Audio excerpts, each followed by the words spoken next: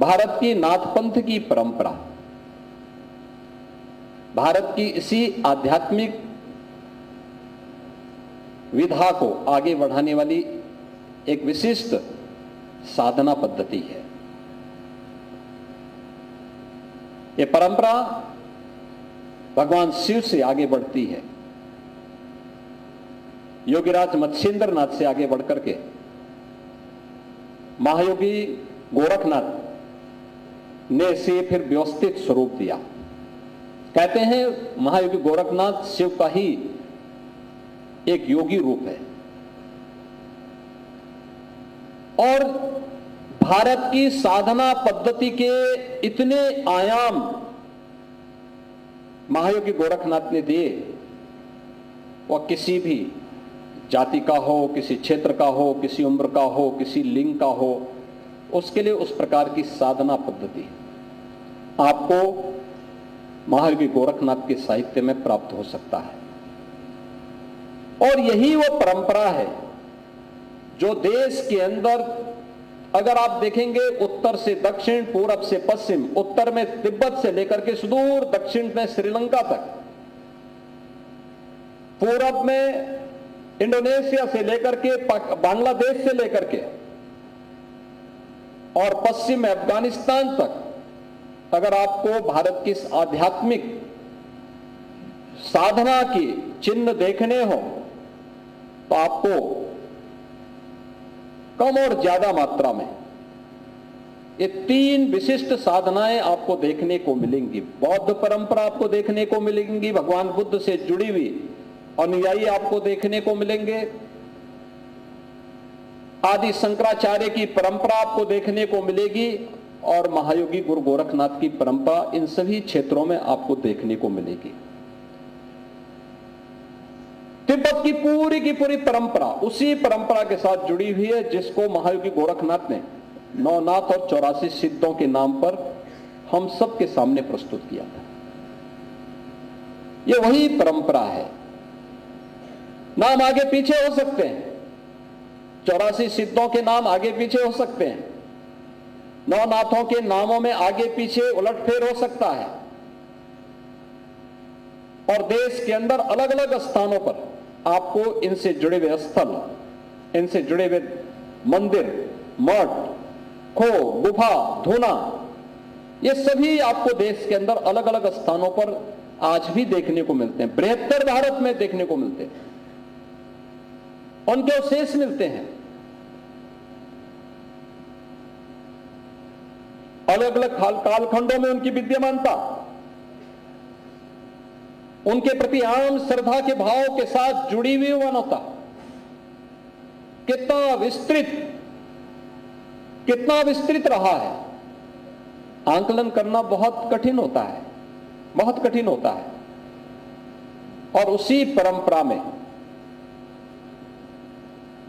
जो महायोगी गोरखनाथ की विशिष्ट परंपरा थी, कहते हैं एक लंबे समय तक गोरखपुर को अपनी साधना स्थली के रूप में महायोगी गोरखनाथ ने उपकृत किया था और उन्हीं की साधना भूमि होने के नाते इस शहर का नाम गोरखपुर पड़ा। ये नाम उन्हीं के नाम से आज हम सबकी जो पहचान है महायोगी गोरखनाथ के नाम पे है। गोरखनाथ जी ने जो यहाँ पे साधना की थी और इससे इस क्षेत्र को उपकृत किया था, उन्हीं के नाम पर शहर और जनपद का नाम वर्तमान में जाना जाता है।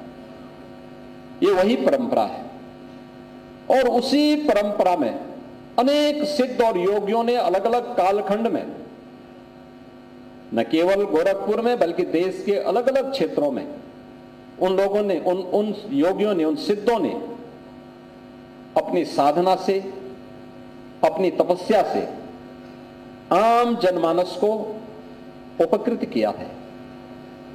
सामान्य रूप से कोई योग साधक है तो साधक को योग की विशेषता के बारे में वह आध्यात्मिक रूप से किसी एक स्थिति में पहुंचा हुआ योगी बता सकता है, लेकिन एक सामान्य जनमानस में उसकी पहुंच किस रूप में होती है? उसके चमत्कार को देख करके, किसी विशिष्ट ऐसे कार्य को देख करके जो मानवीय सीमाओं को अतिक्रमण करते हुए पूरा होता हो, जो एक सामान्य मनुष्य के लिए अत्यंत कठिन है, असंभव जैसा दिखता है। अगर उस असंभव जैसे कार्य को जब एक मानव रूप में कोई व्यक्ति, कोई ऋषि, कोई मुनि, कोई संत, कोई साधु, कोई योगी करके दिखाता है, लोगों को उसमें चमत्कार दिखता है और फिर उस चमत्कार के प्रति लोग आकर्षित होते हैं। और यही चीजें योगीराज बाबा गंभीर नाथ जी के ऊपर भी हम लोगों को गोरखपुर के अंदर देखने को मिलती है। योगीराज बाबा गंभीर नाथ जी के बारे में, जिन्होंने गोरखपुर को एक लंबे समय तक अपनी साधना का केंद्र बिंदु बनाया था, उनके बारे में मान्यता है कि 1870 के दशक में उनका गोरखपुर में आगमन होता है। तत्कालीन गोरक्ष पीठाधीश्वर योगीराज बाबा गोपाल नाथ जी से उन्होंने योग दीक्षा ली और योग दीक्षा लेने के उपरांत कुछ समय तक उन्होंने गोरखनाथ मंदिर में रह करके एक योगी के रूप में वहां की सेवा के कार्यों के साथ जुड़ करके गुरु सेवा के साथ साथ मठ की सेवा करते हुए उन्होंने कुछ समय यहां व्यतीत किया, साधना भी की, यहां की सेवा के कार्य में। योगी कोई भी हो, दीक्षा की अलग अलग चरण होते हैं, अलग अलग चरणों में पहली सेवा वहां पर मठ की सेवा के साथ जुड़ना होता है, जिससे कोई व्यक्ति किसी अहंकार में न रहे, अपने अंतःकरण के किसी भी अहंकार को तिरोहित कर सके। और यह भाव उस दौरान उन्होंने उस साधना के साथ जुड़ करके, गुरु सेवा के साथ जुड़ करके, मठ की सेवा के साथ जुड़ करके एक अंतराल तक इस सेवा को करने के उपरांत फिर उन्होंने अपनी द्वितीय चरण की साधना के लिए अन्य स्थानों में भ्रमण किया। कहते हैं यहां से गोरखपुर से काशी, कुछ वर्षों तक काशी में रुके, फिर वहां से प्रयागराज, फिर प्रयागराज से मां नर्मदा की परिक्रमा में 4 वर्ष की परिक्रमा, बड़ी पवित्र परिक्रमा मानी जाती है नर्मदा नदी की। और दुनिया के अंदर, भारत के अंदर नदी संस्कृति के प्रति क्या भाव है, यह विशिष्टता देखनी है तो भारत के अंदर आइए, भारत को जानिए। कहते हैं नर्मदा नदी एक कुंवारी नदी है और उनकी परिक्रमा होती है देवी के रूप में। अमरकंटक से निकल करके बाद में ये नदी आगे खंबात की खाड़ी तक पहुंचती है। ये परिक्रमा उस नदी की बहुत पवित्र मानी जाती है और वर्ष भर उस परिक्रमा में साधु, संत, गृहस्थ सभी लोग जाते हैं और उसके तटवर्ती क्षेत्रों में अनेक सिद्धों ने, ऋषियों ने, संतों ने अपने आश्रम और कुटिया बना करके साधना में लीन भी है। उन्होंने 4 वर्ष तक नर्मदा नदी की परिक्रमा की और परिक्रमा करने के उपरांत फिर वे गोरखपुर आए, फिर कुछ समय गोरखपुर में रुके, फिर यहां से उन्होंने पूरब की ओर प्रस्थान किया और गया गए। गया में उन्होंने एक लंबे समय तक साधना की।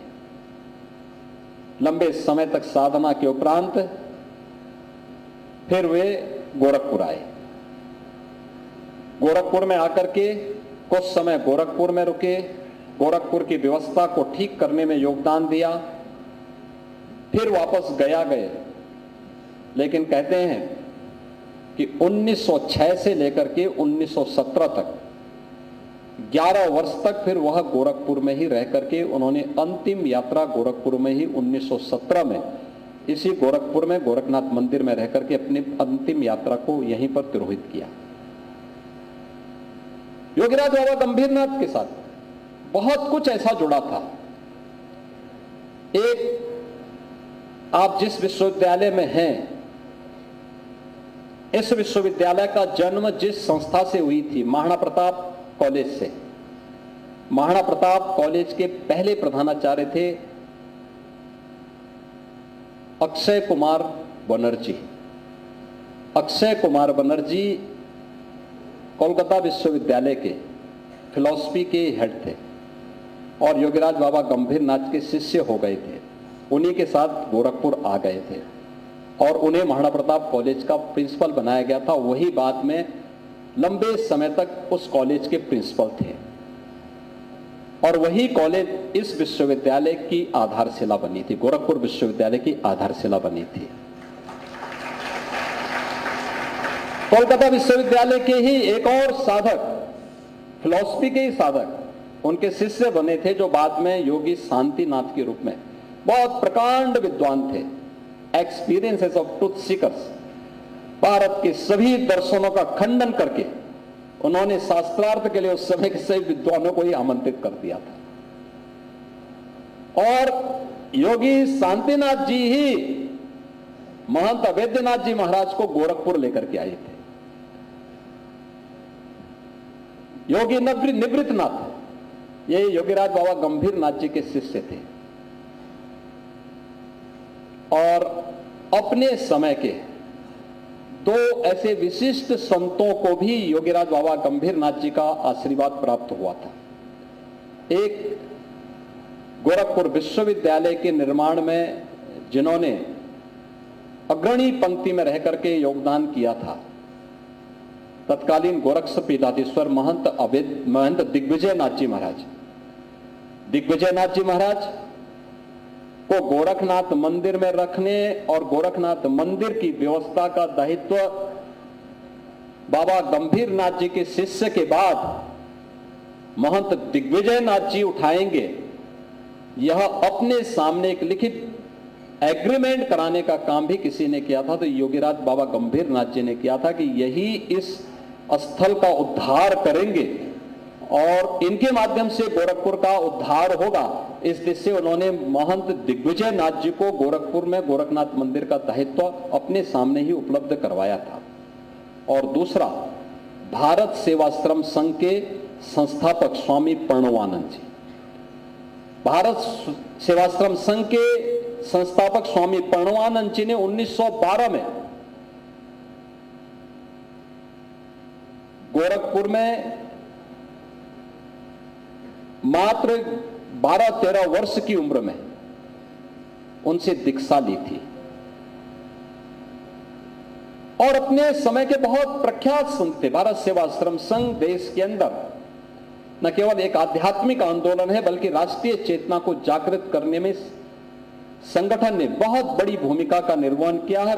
देश भर में, दुनिया के अनेक देशों में, बल्कि नॉर्थ ईस्ट में तो बहुत अभिनंदनीय कार्य किया और कभी भी अपने राष्ट्रीय मूल्यों से यह संगठन कभी विचलित नहीं हुआ, कभी विचलित नहीं हुआ। स्वामी प्रणवानंद जी भी योगीराज बाबा गंभीर नाथ जी के शिष्य थे।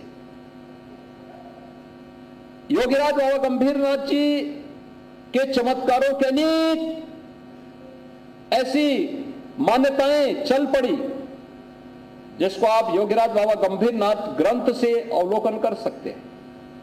अध्यात्म की किस चरम स्थिति में वे पहुंचे हुए थे उसका उन्होंने प्रदर्शन नहीं किया, लेकिन यदा कदा कभी भक्तों पर कोई उपकार करना हो तो उन्होंने उसमें कोई कोताही भी नहीं बरती और भौतिक सीमाओं का अतिक्रमण करने, यानी मैं भौतिक सीमाओं की जब बात कर रहा हूं तो मानकर चल रहा हूं कि विज्ञान की सीमाओं का अतिक्रमण करके भी अगर साधन जुटाए जा सकते हैं और साधना को सिद्धि के माध्यम से लोक कल्याण का मार्ग प्रशस्त किया जा सकता है, जो योगीराज बाबा गंभीर नाथ जी ने कई बार उस प्रकार के कार्यों को संपन्न किया। आज भी गोरखनाथ मंदिर में जब भी आयोजन होते हैं, योगीराज बाबा गंभीर नाथ जी ने 1917 में गोरखपुर में गोरखनाथ मंदिर में ही समाधि ली थी। आज उनको समाधि लिए हुए 108 वर्ष हो गए हैं और 108 वर्ष के बाद भी आप देखते होंगे जब भी गोरखनाथ मंदिर में कोई कार्यक्रम होते हैं, कोई आयोजन होते हैं, विजयादशमी का हो, मकर संक्रांति का हो या कोई अन्य तमाम आयोजन वर्ष भर वहां चलते हैं, उन आयोजनों में उनकी शिष्य परंपरा से जुड़े हुए बंगाल से गया से, रांची से, धनबाद से और देश के अन्य तमाम भागों से बड़ी संख्या में उनकी शिष्य परंपरा से जुड़े हुए शिष्यगण आकर के उन कार्यक्रमों में सहभागी बनते हैं। यानी 108 वर्ष पहले जिनका भौतिक शरीर से जिन्होंने अपने आप को मुक्ति दे दी हो, उनकी शिष्य परंपरा आज भी उनके प्रति कृतज्ञता ज्ञापित करने के लिए उन आयोजनों का हिस्से में, उस कार्यक्रमों में भागीदार बनती है। और इसीलिए जो ये 2 दिवसीय आयोजन राष्ट्रीय संगोष्ठी के रूप में योगीराज बाबा गंभीरनाथ जी, भारत की योग परंपरा में योगीराज बाबा गंभीरनाथ का अवदान, इस विषय को लेकर के जो ये राष्ट्रीय संगोष्ठी 2 दिवसीय की गई है, वास्तव में यह अत्यंत प्रासंगिक विषय है। और मुझे लगता है कि इस पूरी संगोष्ठी का आधार होनी चाहिए भारत की सिद्ध साधना। सिद्ध साधना से सारी चीजें आगे बढ़ जाती हैं, क्योंकि योग की कोई भी विधा हो, वो उस किसी भी विधा के माध्यम से, हठ योग की हो, राजयोग की हो, लय योग की हो या मंत्र योग की हो, इन चारों विधाओं में से किसी भी मार्ग का अवलोकन करने के लिए साधक को ये जानकारी होनी चाहिए कि उसका मार्ग क्या है और उसके पथ पर कौन कौन सी बाधाएं उसके सामने खड़ी हो सकती हैं और उसे अपने लक्ष्य पर कैसे पहुंचना है। और जो मैंने पहले कहा कि लक्ष्य तो एक ही है, जो भारतीय मनीषा बहुत पहले कह चुकी है कि एकम सद विप्रा बहुधा वदंती, यानी सत्य तो एक ही रहेगा और उस सत्य को प्राप्त करने के लिए जो अलग अलग विधाएं हैं, वह हठ योग की हो सकती है, राजयोग की हो सकती है, लय योग की हो सकती है या मंत्र योग की हो सकती है।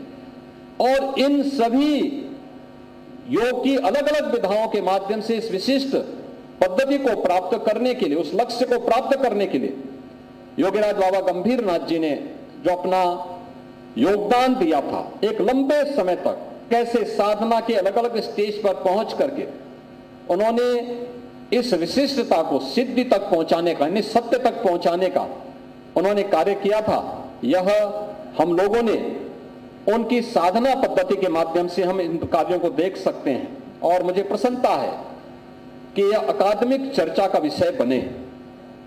बहुत कम होता है, अक्सर क्या होता है, हम विश्वविद्यालयों में या अकादमिक संस्थाओं में सामान्य अपने परंपरागत विषयों को ही देखते हैं, उनका अध्ययन ही करते हैं।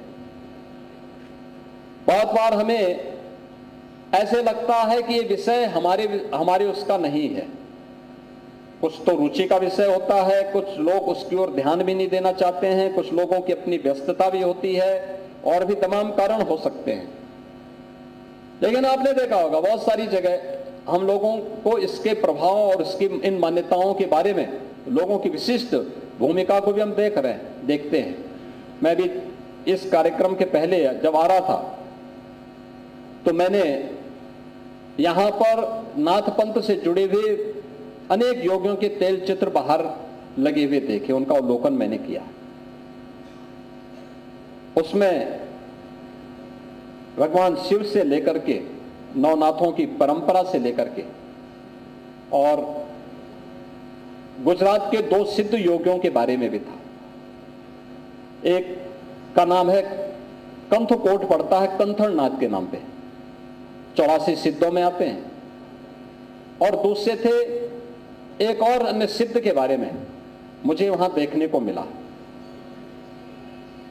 आप आश्चर्य करेंगे कि इन सभी सिद्धों का संबंध किसी न किसी रूप में गोरखपुर से रहा है, किसी न किसी रूप में गोरखपुर से रहा है। और आज भी उनके प्रति स्थानीय स्तर पर कितनी मान्यताएं हैं।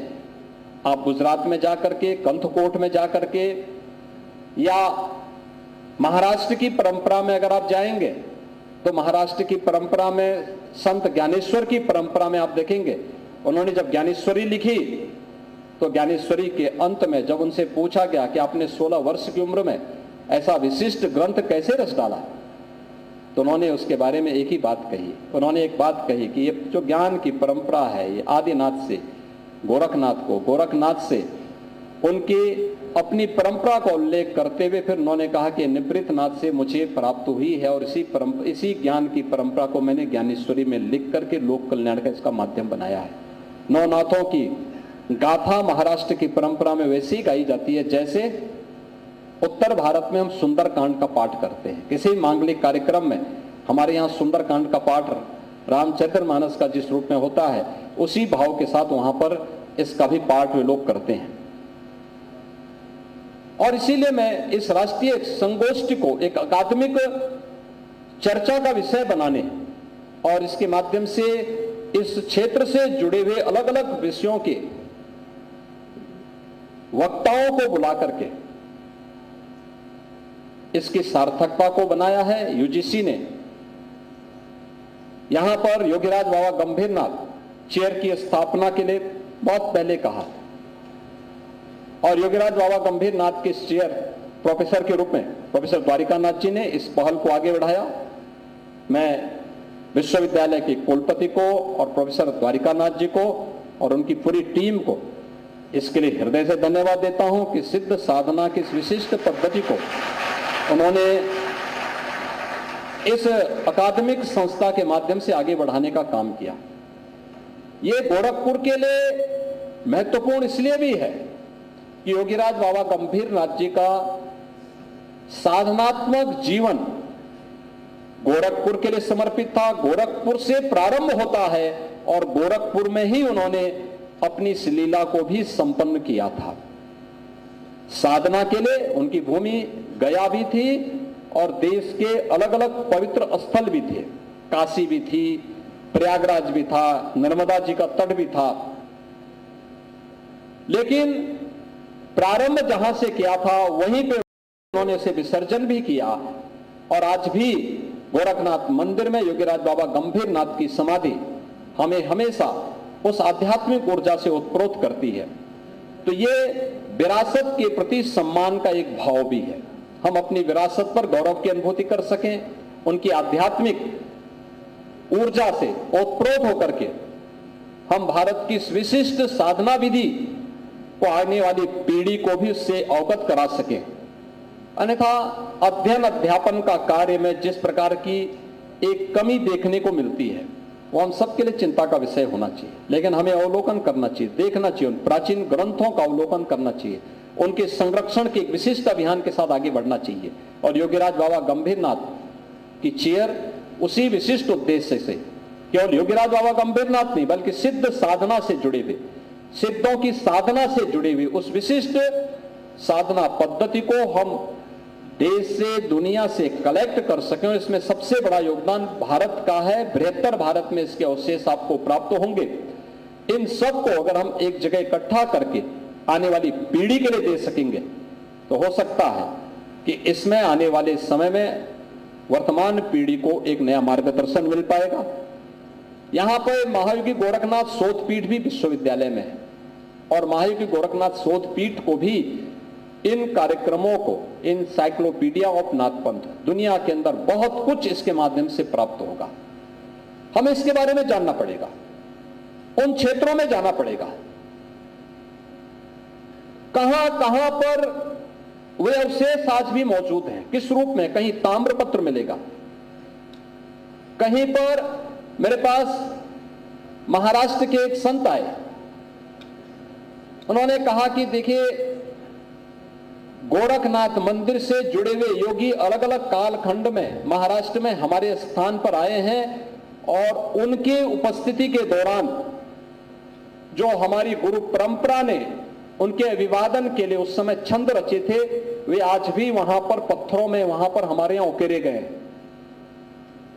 तो मुझे विश्वास नहीं हो रहा था। अगली बार जब आए तो उनकी एक रिप्लिका वे मेरे सामने लेके आए। उन्होंने कहा ये 16वीं सदी में गोरखनाथ मंदिर से जुड़े हुए ये संत हैं, 17वीं में ये हैं, 18वीं सदी में ये हैं और 19वीं सदी में ये योगी गोरखनाथ मंदिर से जुड़े रहे हैं, गोरखपीठ से जुड़े रहे हैं।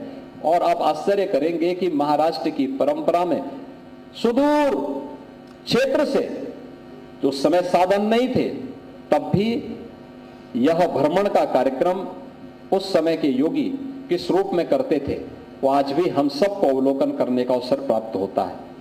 अगर हम इन सभी को कलेक्ट कर सकें, सभी को एकजुट कर सकें, और जो कार्य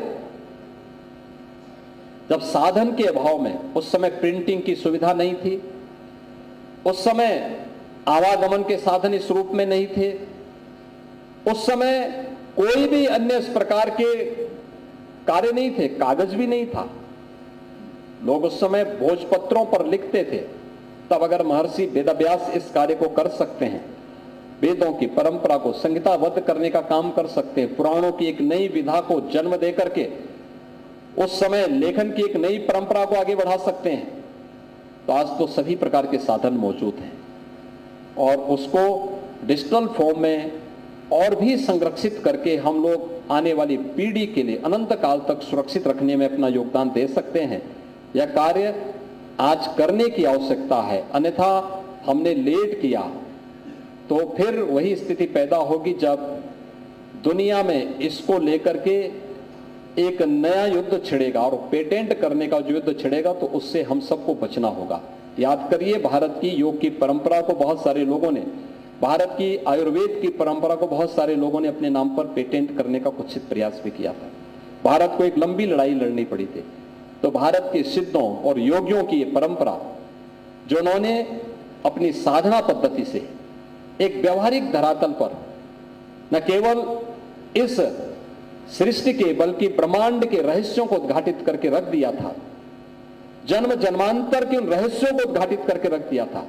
अगर उन सभी विशिष्ट साधना पद्धति को, जो उनके अवशेष हैं, उनके चिन्ह जहां कहीं भी मौजूद हैं, अगर उनमें से उनको हम एक साथ इकट्ठा करके उन्हें लिपिबद्ध करके और उसको डिजिटल फॉर्म में हम कहीं सुरक्षित रख सकें, तो आने वाले समय में ये सभी आपकी धरोहर होगी, और धरोहर को संरक्षित करके विरासत के प्रति आपके द्वारा किए गए इस योगदान के प्रति आने वाली पीढ़ी आपकी प्रति कृतज्ञता ज्ञापित करेगी। आज के इस अवसर पर, इस राष्ट्रीय संगोष्ठी के शुभारंभ के अवसर पर मैं विश्वविद्यालय परिवार को हृदय से बधाई देता हूं। हेरक जयंती की अपनी मंगलमय शुभकामनाएं देते हुए अपनी वाणी को विराम देता हूं। धन्यवाद। जय हिंद।